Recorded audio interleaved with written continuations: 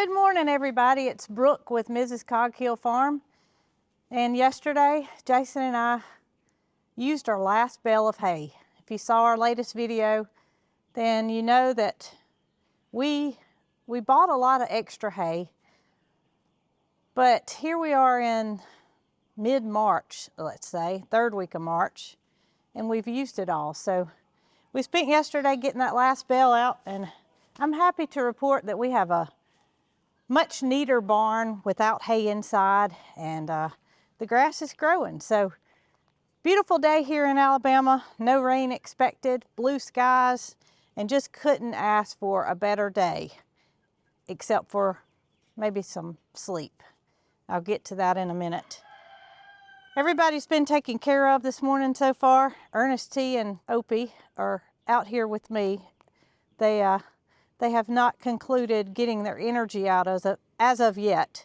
So they're still running and flipping and being silly while I wait on them to get the rest of their energy out. Oh no, don't go in there. I made a mistake. I didn't shut the barn door, so I'm going to do that now. But these boys are just the silliest. Goodness. These two boys, they have the sillies this morning. They have the sillies most mornings, but I think when the temperatures get a little bit warmer, they get the sillies a little bit stronger than what they do without. So yesterday afternoon, I cleaned their artificial turf that we used inside their stall, and I mopped the floors in the milk room. So I got to get their turf out and replace with the new. But I'm gonna wait a little while because they're enjoying the outside, and I don't want to make them go up just yet. So gonna talk about something that happened late yesterday afternoon. So you know Tater is expecting, and so is Paris. Well, Paris I actually thought may go into labor before Tater because I know the actual date that Paris is due to give birth. While I don't have a clue when Miss Tater's going to give birth. As a matter of fact, you guys know that we didn't even know Tater was pregnant when she came here. Our good friend Jacqueline over at Head Family Farm said to us, "Brooke, is there any way Tater could be pregnant? Because she looks awfully wide." And that got our wheels to turning, and we did indeed order a pregnancy test for cows. It's a simple $5 test that urine could be used to determine that she is indeed pregnant in the late end of the pregnancy. So this has been going on for quite a few weeks now, and we don't have a baby, I'll tell you that. But that doesn't mean that what happened didn't come without incidents.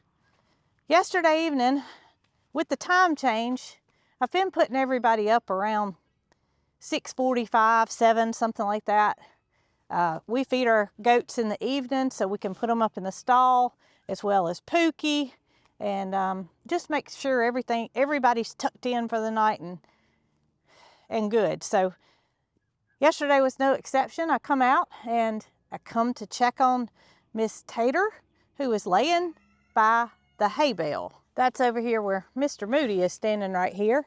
It looks like he's working on trying to pull the hay ring out of the T-post that we have it secured in. But Tater's laying down on the backside of the hay ring, and Moody and Mildred are kind of licking her. And I thought, oh my goodness, what's going on? So I immediately go through the fence, walk over there to her, and realize that Tater's laying down, and she's not bothered by me standing right up on her. So while I did that, Moody and Mildred made their way to the area where I feed them. And I thought, well, this is good because they're separating themselves from her, and Tater's comfortable right here where she is. Now, one thing we've been told is let the cow stay with their herd. Don't move the pregnant cow into another area that she's not familiar with because that could stress her out. But this wasn't the case, was it, Mildred? Mildred's decided to come join me while I talk about what happened yesterday evening. So as Moody and Mildred made their way into the area where the troughs are, I took it upon myself to say, hey, Tater's out here in the pasture. All I've got to do is add Tater a waterer, and if she's gonna lay down and have this baby, I can close Mildred and Moody up away from her, and they'll stay in here. And I can continue to keep check on Tater throughout the night. So this was Tater at 7 o'clock last night.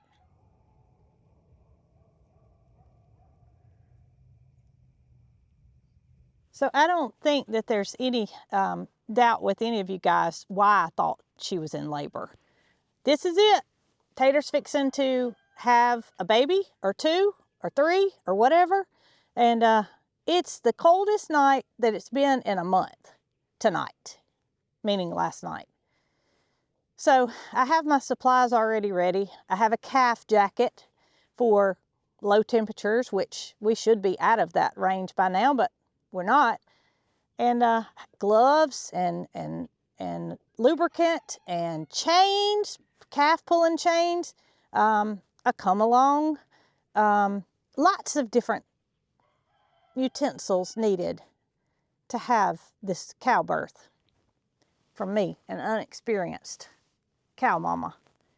Well, my good friend Catherine over at G&G says, Brooke, I think I'm going to come over there and we're just going to time her contractions and see what's going on. Oh goodness, I was relieved because Nick and Zoe are in Oklahoma at the Okie homestead, and they really wanted to be here for this cow birth.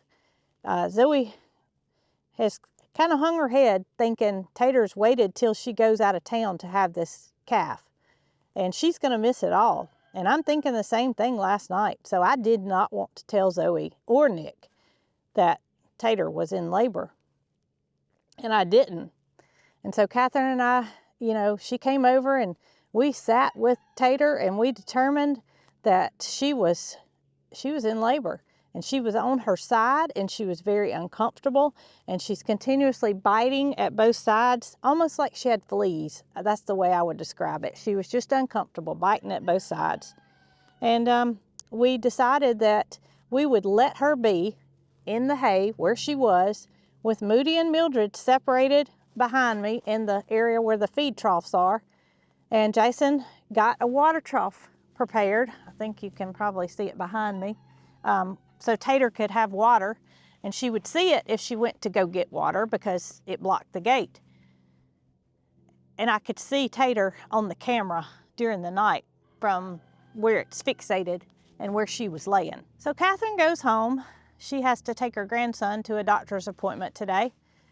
And I go home and I have my clothes right beside the bed ready to get up and go if I see anything. And then I decided that I was just gonna get up and go check on her anyway, no matter what I could see on the camera, just to make sure everything was okay. So I got up, and here's 1 o'clock a.m. All right, so I got up it's 1 a.m. and I got up and came out and checked on Miss Tater, and she is hanging in there. There's not much going on, so I'm gonna head back home and hopefully get a little bit more rest and let her do the same, and maybe in the morning things will be different. Right, Tater? Yeah, sweet girl. So 1 a.m. I come out and I check on Tater, and it seems a little bit different than the 7 p.m. She seems like she's mobile. She stood up at this time. She's wanting me to pet her. I felt more comfortable about the situation. I said, well, she's gonna wait until the morning. I feel confident. She's gonna hold out until the morning. So I went back home and was able to get some rest until daylight. Daylight comes and I look at the camera, and Tater's standing up eating hay. Moody and Mildred are still in the area where I left them. So Jason and I get up and we have our coffee, and I knew there was no hurry for me to get out. I was just gonna do it like every other day and drink my coffee and come out and feed everybody.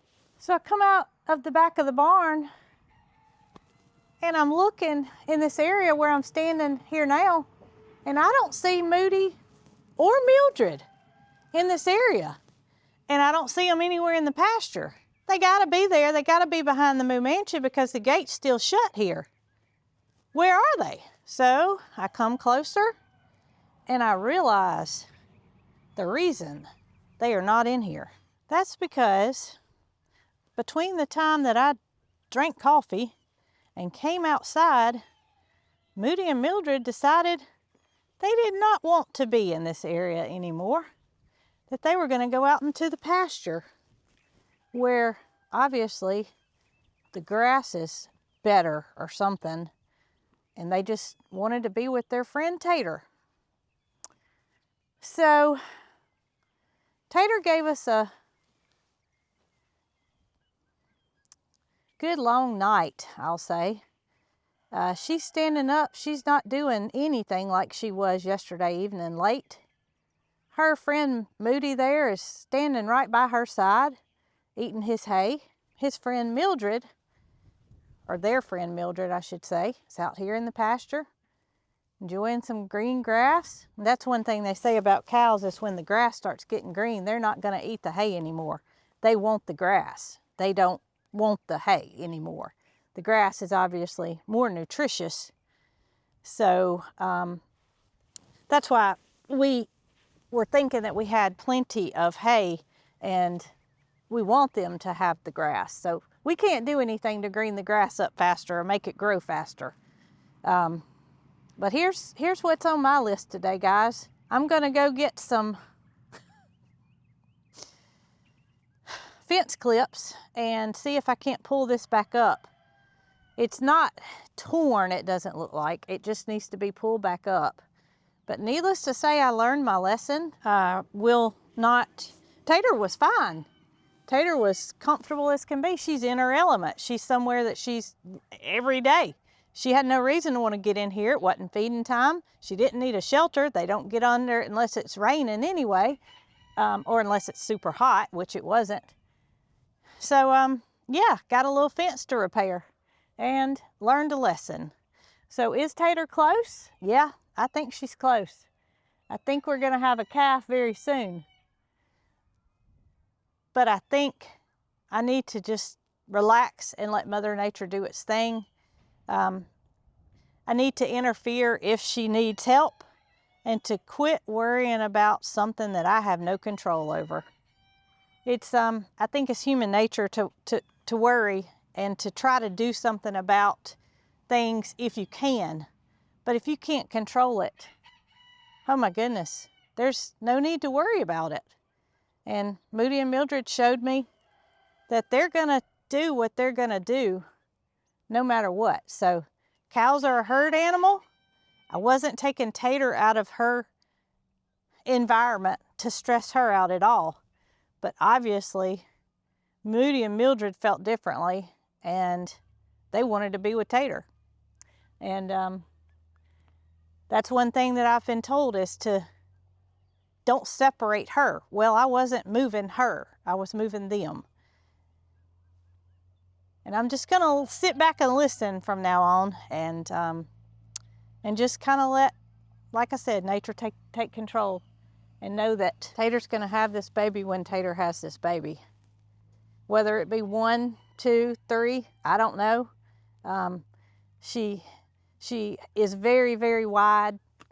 I think anybody that has seen her will realize that it's either gonna be a really big calf, which I hope is not the case, or it may be twins.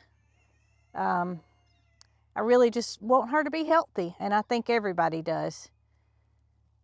So we're hanging in there, guys. But first, I got a fence to repair, and I think I can just pull it back up. It would take a 10-foot fence for Moody to not be able to cross it. I stuck something beside him the other day. It was a piece of cardboard tubing, and I thought, I'm gonna measure this and see how tall it is, because it's hard to measure with a tape measure or something cloth that's not sturdy.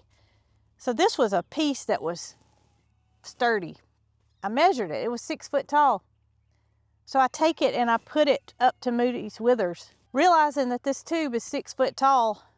We've measured Moody before, but we don't have anything that makes it like a L, upside down L, to go across his back to get the actual measurement without using a tape measure. And he's a big boy.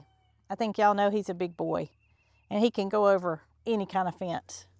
So we're not putting up a taller fence to try to keep Moody in. We do have electricity around the exterior, which makes me sleep well at night, unless I've got a cow that's due to give birth, because I know that if he hits that electricity, he's not gonna try to go out and think the grass is greener on the other side. But I hope that y'all enjoyed this story about my long night last night, my long 12-hour adventure.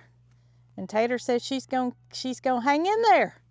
She's gonna wait till the temperatures are a little bit warmer, which is what's on the agenda for the rest of March. There's no more temperatures as low as they were last night, thankfully. One thing I forgot to say is, as I was driving down our driveway, it was a freeze last night, and my windshield was completely frozen. So I'm hanging my head out the car while I'm driving over here. I did not want to start the side-by-side because it's kind of loud, and I didn't want to wake my mama up or anybody else in the house. So here I am hanging my head out the window trying to see the driveway, and the dogs are running behind me like, why is she coming out here at 1 o'clock in the morning? This is not right. But I made it. And I made it back home. So we'll continue to update you guys on Tater, and I'm gonna continue to try to not worry about things that I can't control. She's gonna have this baby when she has it. I hope y'all have a great day, whatever you're doing, and don't forget to like, comment, and subscribe. And I appreciate each and every one of y'all. Y'all be good.